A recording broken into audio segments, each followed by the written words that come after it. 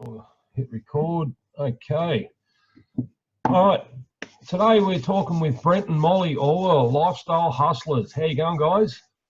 Hi. We are amazing. How are you? Awesome. Awesome. Looks a bit cooler down there than when we are. You got your jumpers on. Freezing.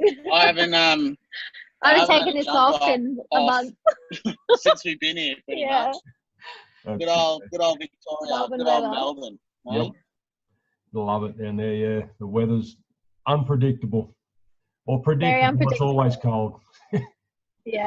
So, all right. So basically, what we want, we just want to ask you guys, like, how running a business online and juggling it with family, because you guys got a young family, how that's worked for you and how you've gotten around it to get to the position that you guys are at now, which is traveling around the country With your caravan. with no end date. Isn't it? So, how No you end date. We love it. see it?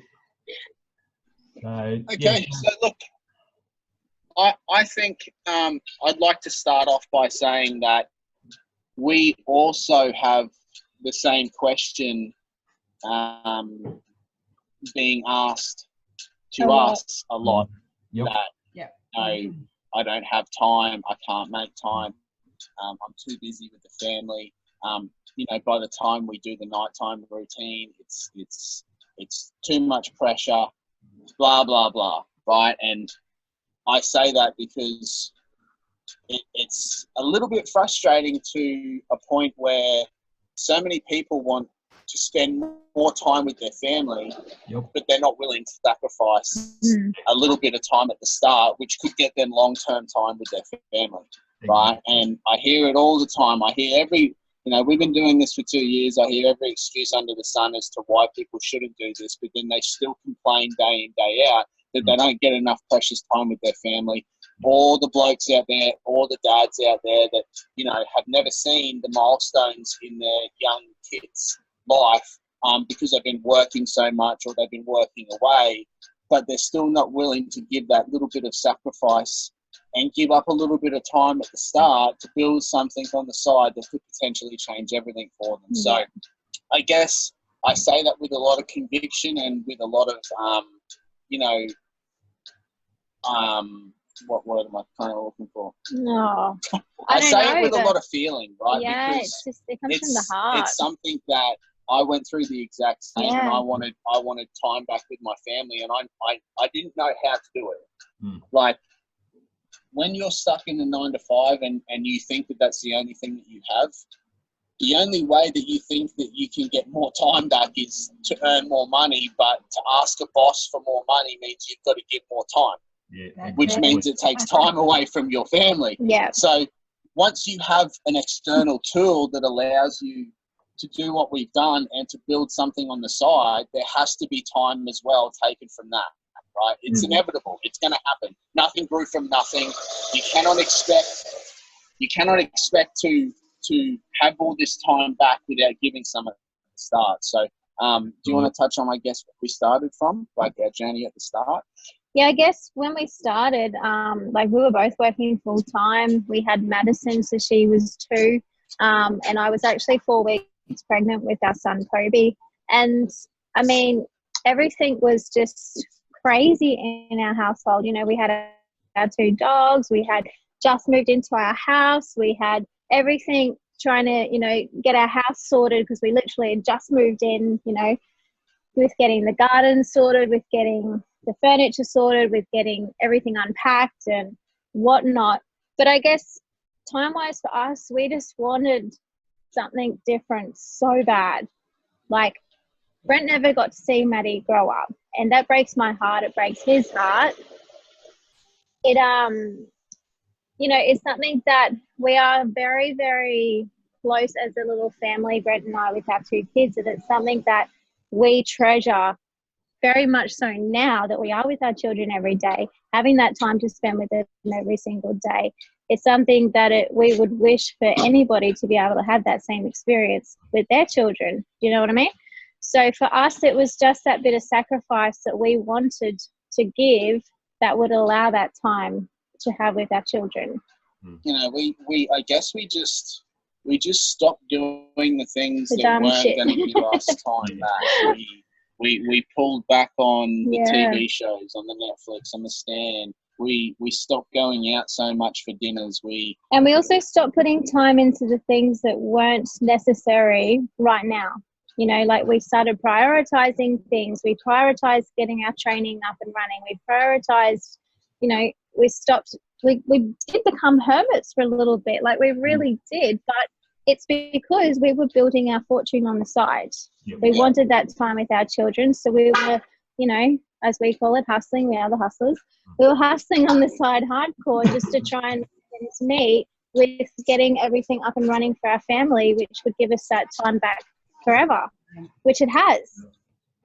Oh, is she awake? Yeah, she's up out, so.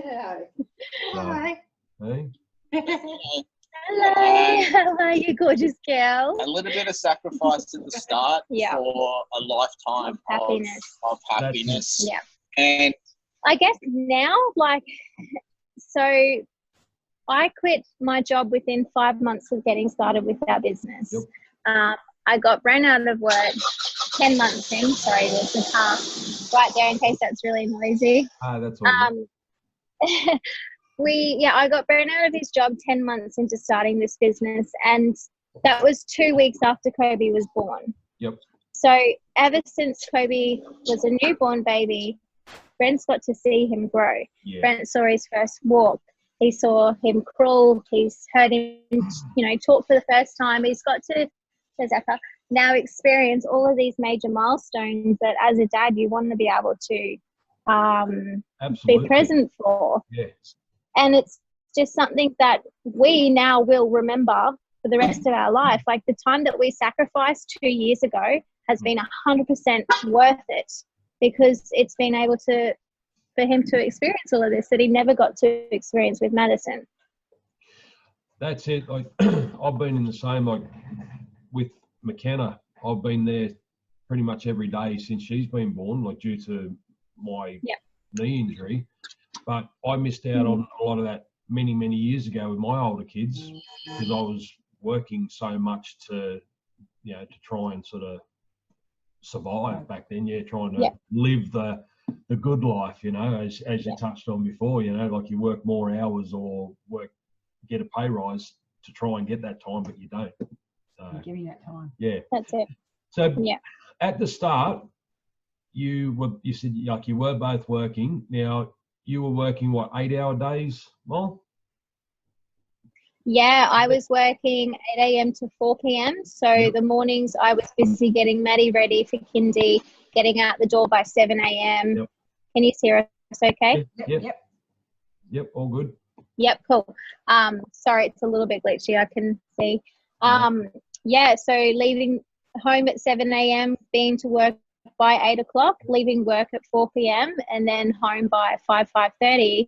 By that time, Brent's already done a 12-hour day. He was born by 5 a.m., back at 6 p.m., you know. And then at the night time, it was busy in terms of, you know, getting everything organized for the household, dinner, lunches the next day, dogs fed, us bathed, us fed, and then putting time in for some training.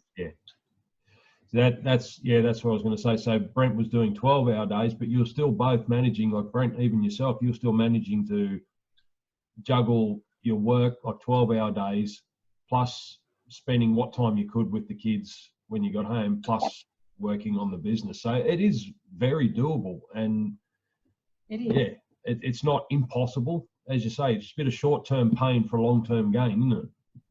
Yeah. 100%. And I think that, you know, for the people that get to watch this, that are inspired, that is perfect, right? That's what, you know, both of us, or four of us on this screen are here to do, is to just try and inspire that there is a different way. You know, it just comes down to how bad you want it. I'm talking to the 5%. When I say that, you know, the 5% of people that will be inspired, the 95% of people that might have a little bit of inspiration but just simply cannot step off the ledge. You know, I think that the 95% in this world, I'm not going to say I feel sorry for, but, you know, if you're not willing to sacrifice, then the complaining stops. Yeah. Definitely. Yeah. So, and we all know the person, we all know the people that just Monday, Tuesday, Wednesday, all through the week, just complain. And there's always something going on in their life that is an issue. There is always a problem. There is always this, there's always that, but they don't do anything to fix the problems, right? Like the definition of insanity is doing something over and over and over, expecting a different outcome. Yes. Right? 95% of the world, 95% of the world is insane. Yes. Is insane because they all want change, but then they don't do anything about it. They don't change anything. They don't sacrifice. They don't put in extra time or anything like that to make. And let's just move away from the business for a second, but anything, even with, people's health, the amount of people that just don't look after themselves because of just laziness or sacrifice or time or money, right? Like, I know this is getting off, but it still comes back to, what are you willing to sacrifice in order to have a better life? Are you willing to put the McDonald's down and start eating, the healthier food that does cost a little bit more? Because let's face it, junk food is so cheap, right? It is so cheap. And that is why we all smash down that food, because it's so cheap. And a quick fix. Although Macca's is not that cheap these days anyway. It's getting dearer and dearer. Well, there you go.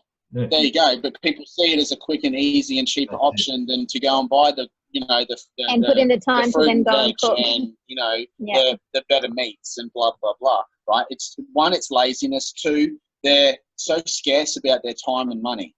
And we've been brought up in this world that you've got to hold on to your time and your money.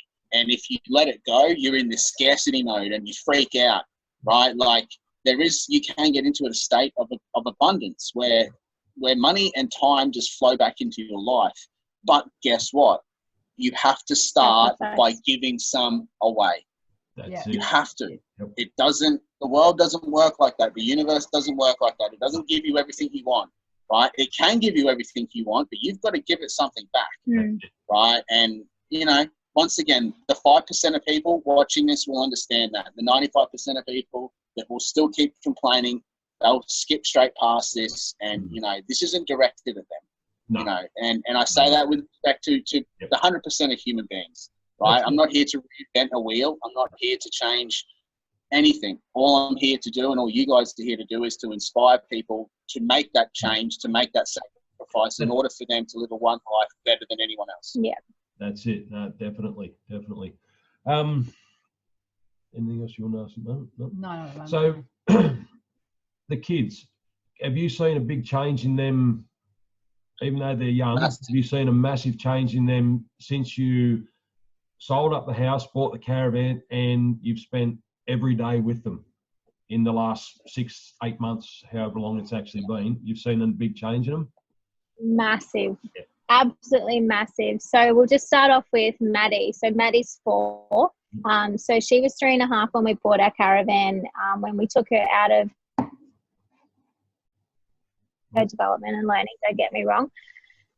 But in that time, Mads is now writing her own name.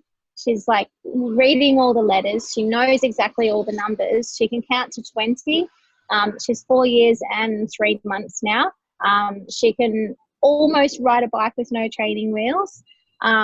She will talk our head off. She came out with these questions the other day. We were like, oh my goodness, where did you get that from? She was talking about robots the other day, and she's just got this wealth of knowledge. But the biggest thing that I love is her confidence. Yep. So with Maddie, with her friends, like going to different caravan sites, obviously she's 4. She's at that age where she just wants to play with all the kids that she meets. The hardest thing for me has been introducing her to some friends, but then taking them away from her, because obviously we're not going to see them again. So that's been my biggest struggle with Mads at, doing that. But what we've done is just talk to her about friends coming and going on a level that relates with her. And, now Mads will go to the top of a playground and she'll yell out, girls, who wants to play with me? I want to play princesses. My name's Maddie. Who wants to play? I'll be the queen. You want to be the king? Like, she honestly just is so confident, and she just says it to strangers now. Like, that it just blows my mind. And as a mum, it makes me so happy, because that was the one thing that I couldn't handle, was taking her away from her friends and kindy and her cousins. But now that she's just so confident and she will talk to all the kids, like, she's very responsible, and we do watch who she speaks to, obviously, but it makes me so happy. Anything else you want to add with Maddie? Yeah, just even speaking with adults. Oh, That's another thing as well. Like, you know, people talk about, obviously we plan to homeschool the kids, and people have this view of homeschooling, and so did I a while back, that, you know, it was a no-no. Just from conditioning, right? Which obviously the last 2 years of being in this has really shaken that tree, and we're not conditioned, right, to what is actually normal anymore. Yeah. So, you know, with the homeschooling, I guess we get to teach Maddie herself and the social skills that she's learning, speaking with children and adults, and what she's learning from the road, right? In my opinion, I mean, she's learning a lot more than just being crammed in, you know, a classroom with 30 other kids. Which, look, you know, obviously there are people out there that don't have the opportunity to homeschool. You know, they have to go to school, and that's fine, right? But I think the direction that we are taking our children, and what we're teaching them from such an early age, and what they are unconsciously absorbing and learning just by being in our presence 24/7, with what we speak about on Go Lives, what we talk about right now, you know, the stuff that we listen to, you know, the motivational content that we have in the car. Yeah, she loves it. She just loves what it. They're being introduced to now. They're just, from the ages of 1 to 7, a child just is like a sponge, right? They just absorb everything, and it basically makes them into the little human being, little adult that they will be. So imagine our kids learning about all these different ways of making yourself feel good, and having these parents that are a little bit different to other parents, and having this journey and having this adventure where they're not bound by any constraints. Like, can you imagine what that is doing to them unconsciously, and what they will have in 10, 15, 20 years, their mindset? Like, that is powerful. And that's the biggest thing, right? Like, we're all conditioned from those ages of 1 to 7, and that's why 15, 20, 30, 40 years down the track, we have these self-limiting beliefs. We have the anxieties, we have the depressions, we have that little voice in your head that says that you're not good enough because at one point in your life someone said that you weren't, right? Like, by taking them on this journey and this adventure is grooming them to just, once again, in my opinion, to live just the best life. But even like, to be little powerful human beings. But even like with talking to Maddie about, you know, not having a house anymore, because she always says, Mummy, when can I get my big doll house, and when can I you know, have all my toys back? The way that we explain it to her with traveling Australia, like, she is just so grateful. And you can tell, because, you know, we say to her, Madsen, you know, we don't have a house anymore. Our caravan is our house, and you know, your backyard is the whole of Australia. And she's like, but what about blah, blah, blah? But she loves it. Like, she loves going to all the parks all the time. She loves just, you know, engaging with all these friends. It's just amazing. But then Kobe as well. So Kobe he was 10 months old when we left. So he started walking on the road actually a few weeks after we left, wasn't it? Yeah, it's going to be very interesting with Kobe, watching him. Obviously, Maddie was already had somewhat of a routine. Kobe's just been thrown into this from very, very early on. So he's learning as we go, right? He's adapting to it as we go. He hasn't really seen much of a change. So to him, this is normal, right? Like, he cruises around the caravan like he owns it. He rides a scooter. He's 16 months old and he can ride a scooter. Cool. You know, like, cool, right? Little words he's coming out with too. With a second child, you're so much more relaxed. Oh my God. They learn from the older sibling as well. Yeah, absolutely. So guys, it's amazing. Fantastic. We love, awesome. All right. Well, you got anything? I've got nothing. No. All right. Well, we might leave it at that, guys. And enjoy your travelling around. We love Thank those you. adventures. Yeah, we sort of love tuning in every week and watching the different adventures you've been on and what have you, and different things you're seeing. So how long have you got left in Victoria? Or sort of when? About a month. So start of April, we'll be heading to South Australia, Yeah. Great Ocean Road. Yeah. Yeah, cool, Yeah. cool. That's one place we've said, one of the places, Yep. the Great Ocean Road, to have a look at. Yeah. We'll I get can't wait to Yeah, see it. can't wait. You All right. will, absolutely will. Yeah, no worries. Awesome, guys. Thanks for Thank you having very us. much. No problem. Thank Thank you. you. Right. You're welcome. You're welcome, guys.